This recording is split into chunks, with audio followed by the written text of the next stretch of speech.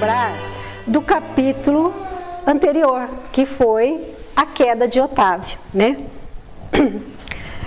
Nós vimos o seu drama, que ele era um espírito que se preparou lá no plano espiritual durante 30 anos, né, para reencarnar. Ele tinha uma equipe muito grande que iria acompanhar, né?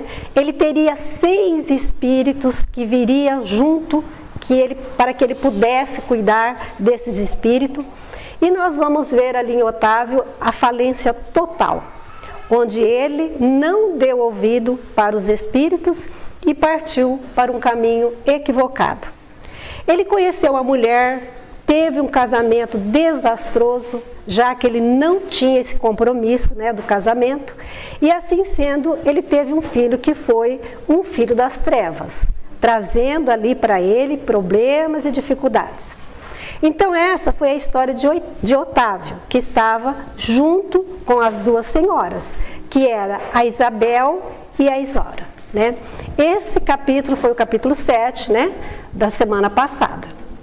E hoje nós vamos falar do A Desastre de Acelino.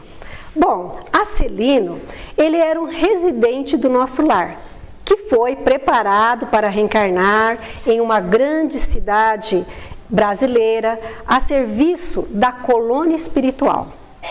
E no exercício da atividade mediúnica, ele passa a cobrar pelas atividades executadas, afastando ali os benfeitores espirituais e caindo ali na garra das sombras, né?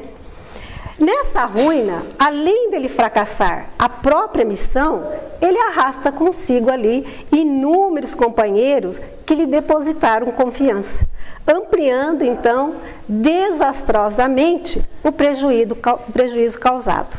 Seu comprometimento é agravado, considerando que não lhe faltaram os recursos para o desempenho do trabalho proposto, planejamento reencarnatório, bem como assistência também de benfeitores espirituais, tanto os encarnados quanto os encarnados, tanto os encarnados como os desencarnados, que se empenharam em vão por conduzi-lo ali, Acelino, na trilha do bem, né?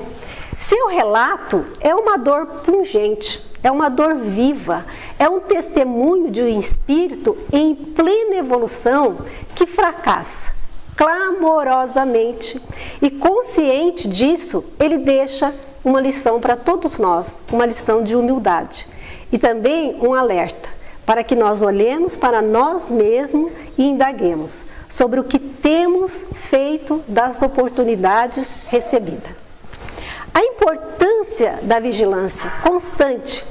Acelino, portanto, ele não era um marinheiro de primeira viagem, ele era um detentor, ele era um possuidor, um depositário de conhecimento, experiências que ali habilitavam ele a se tornar um trabalhador qualificado, se podemos expressar assim. E tendo recebido todo o porte necessário para o cumprimento de importante missão em nosso lar.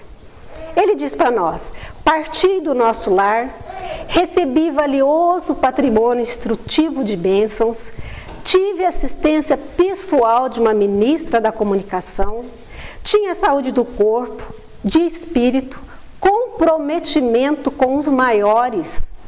E acolado, quer dizer, ele tinha um lugar já preparado em uma grande cidade, a serviço de nosso lar. Esposa devotada, companheira, colaboradora. O programa dele tinha começado bem e cumprida a primeira parte, mas o chamamento mediúnico aos 20 anos com amplo amparo. Companheiros afinados, vibrantes com a tarefa dele. Mediunidade de vidência, audição, a psicografia. Então ele tinha uma feliz combinação ali. E nós vemos aqui a importância da vigilância e constância. Nós podemos ser levados a acreditar que a ascensão espiritual, a nossa elevação, ela pode nos livrar dos embates com as trevas. Mas aí, se nós baixamos a guarda, acabamos por nos tornar presa fáceis. A vaidade, a presunção que nos tornamos especialmente protegidos, acaba provocando a nossa ruína. E se é certo que no trabalho, no bem, nós fortalecemos, nós contamos com a ajuda crescente dos benfeitores, também é certo que a nossa responsabilidade é muito maior. Para árvores grandes, machados igualmente grandes, e o tombo na mesma proporção. É razoável aguardarmos confiante novo empréstimos de oportunidade do tesouro divino. Deus não está pobre. Mesmo nos maiores quedas, não devemos perder a esperança. O progresso, ele é inevitável. Por mais que os nossos atos atrasem, dificulta, assegura-nos o livro dos Espíritos, a lei do progresso. Na questão 781, Kardec pergunta: o homem é capaz de deter a marcha do progresso? E eles respondem: não, mas ele pode algumas vezes atravancá-la. Jesus nos disse: não é vontade do vosso Pai que estás no céu que um destes pequeninos se perca. Se teremos, sempre nós teremos a oportunidade de recomeçar. Nossa escolha, ela está baseada na velocidade em que queremos evoluir, na opção entre o amor e a dor. Não dominamos todas as circunstâncias. Não sou um criminoso no mundo, mas sou um falido para Deus e o nosso lar. Parte da fala de Otávio. Nossas ações criminosas, elas podem passar despercebidas pelo mundo, pela justiça humana. Ela pode mesmo até serem consideradas lícitas, aceitáveis e até desejadas, mas a avaliação, a escolha de julgamento de consciência é outro. E dele nós não escapamos. Você perdeu a partida porque não jogou. E eu perdi jogando desastradamente, disse a Celino. Jogar ou não jogar é sempre uma questão de escolha. Quem escolhe não jogar, opta sempre pela derrota. E engana se acha que escolheu perder. O servidor infiel que enterrou o talento recebido. Suas desculpas não valerão perante a cobrança do Senhor, tribunal consciencial. Nem evitarão também a condenação. Lançai, pois, o servo inútil às trevas exteriores. Ali haverá prantos e ranger de dentes. É diferente dos jogos do mundo, do jogo mundano. O grande jogo da vida, todos nós temos cacife suficiente. Nós temos nossos talentos, nós temos inteligência, o amparo espiritual. E o jogo não é o tipo do jogo do mundo, tipo perde e ganha, onde alguém sempre tem que perder para o outro ganhar. Há sempre possibilidade de todos ganharem. Nós estamos dizendo em termos de universo, e o universo é abundante. Nesse jogo devemos fazer o melhor que pudermos, com as cartas que temos, que são os nossos recursos. Analisando as opções, estudando as estratégias, medindo, escolhendo o objetivo. Mas não podemos esquecer que nós dominamos todas as circunstâncias. Para isso, nós não podemos perder a humildade. Sempre lembrar que dependemos do auxílio dos companheiros de ideal. E especialmente dos benfeitores, do alto. É como o apóstolo Paulo disse na primeira carta aos Coríntios: eu plantei, Apolo regou, mas Deus deu o crescimento. Temos que pensar no nosso futuro eterno. Fazemos tão pouco às vezes de pensar que nós somos espíritos eternos, né? Nós sempre fazemos o nosso crescimento como se fosse preso no imediatismo, né? no nosso dia a dia, no transitório, no passageiro, né? Nós não aplicamos a perspectiva do tempo de nossa vida, de nossa jornada. Nós barateamos sempre essa condição de espíritos eternos. Acelino disse: a queda que experimentei apresenta características diversas e, ao meu ver, muito mais grave. Misericórdia apresenta, né? A misericórdia é não julgar para com os outros maior rigor e menos condescendência para as nossas próprias faltas, se nós queremos realmente evoluir. Isso não implica perder a fé ou desanimar. Veja as palavras iniciais de Celino. É razoável aguardarmos confiantes. Confio na providência. A providência, ela nos fornece o sustento devido, a clareza, objetividade e sinceridade na alta análise. Leva o melhor entendimento das nossas próprias fraquezas, com a identificação mais segura dos recursos e aí a nossa disposição por decorrência nas prescrição e nas soluções que nós achamos mais adequadas. Inclinei-me a transformar minhas faculdades em fonte de renda material, disse a Celino. Armadilha, né? Sempre presente, sutil ou ostensivamente, quer dizer visível.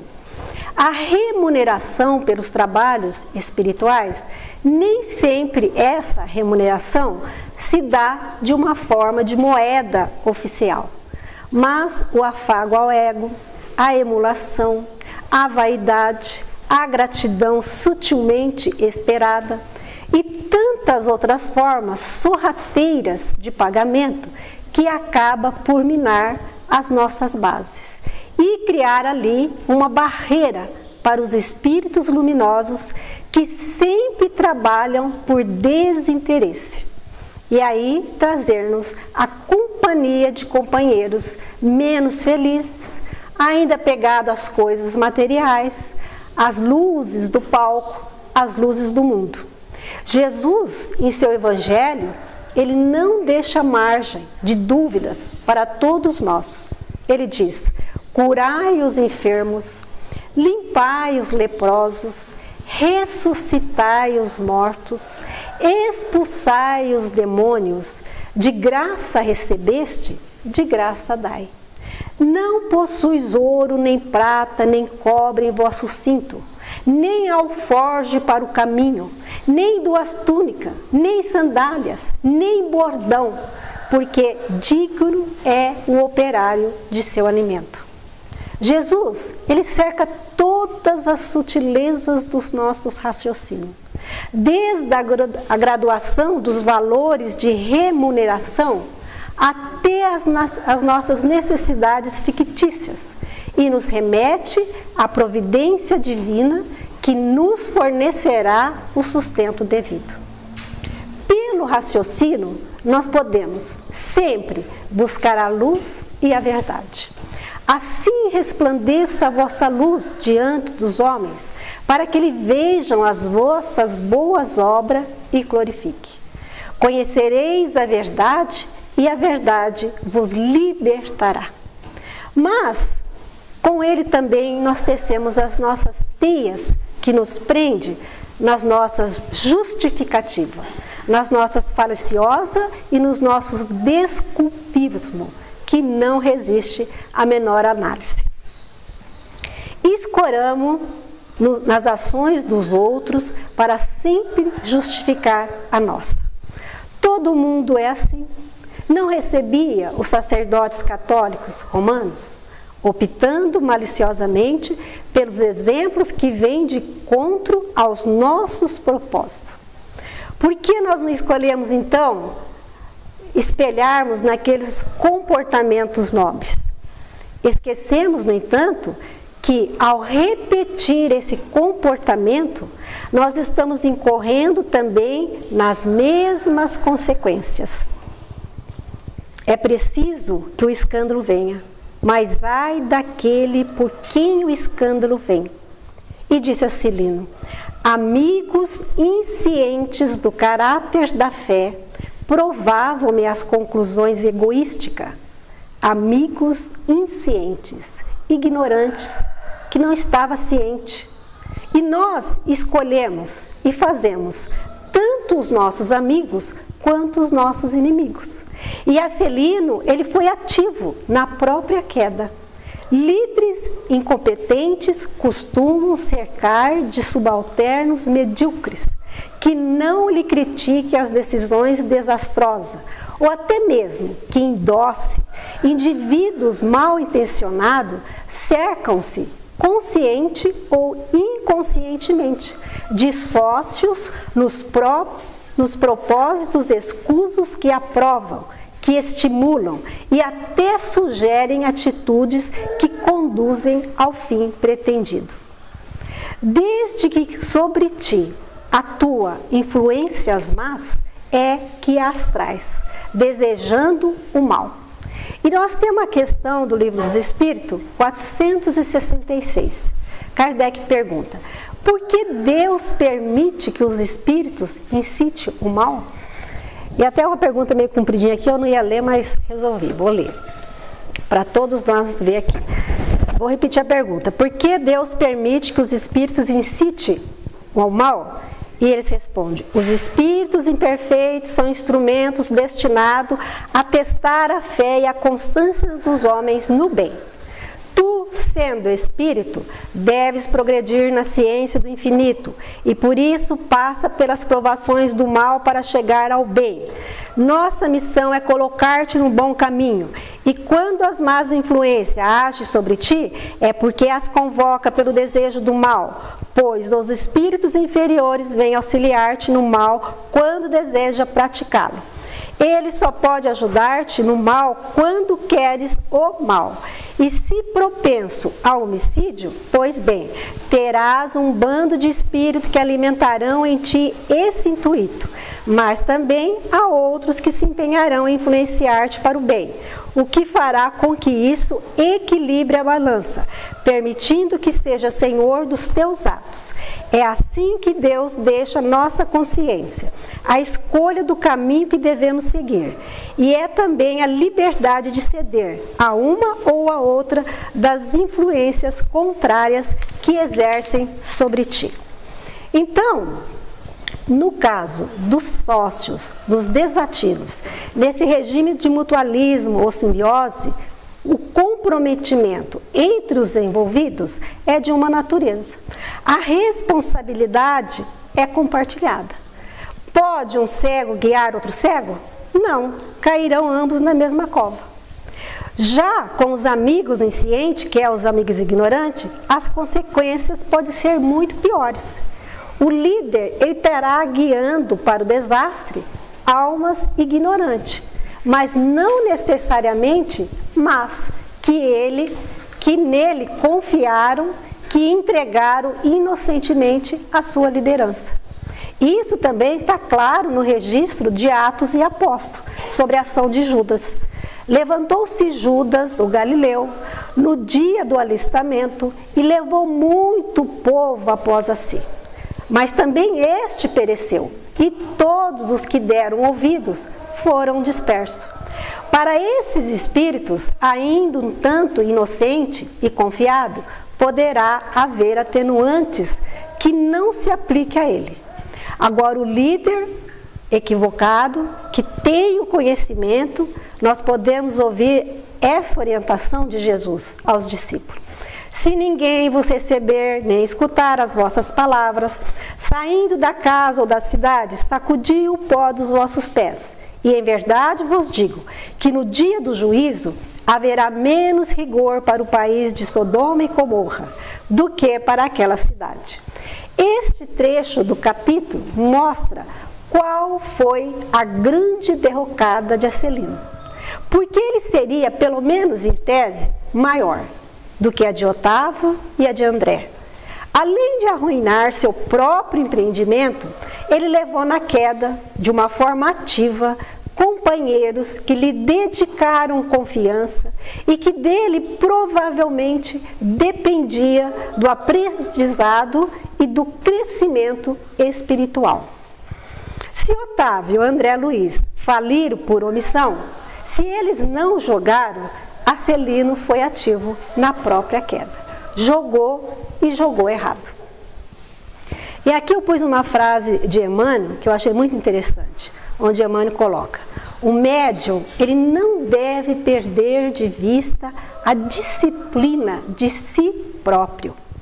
A ordem é atestado de elevação. Então, o que nós aprendemos aqui nessa lição, né, do desastre de Acelino, né? A lição mostra para todos nós o que o Vicente fez, é o que todos nós fazemos. Nós sempre passamos a mão na cabeça das pessoas. E Acelino, ele diz algo aqui que nos chama atenção. Ele diz: não, Vicente, eu tenho culpa, porque eu tinha conhecimento. Ele fala para Vicente.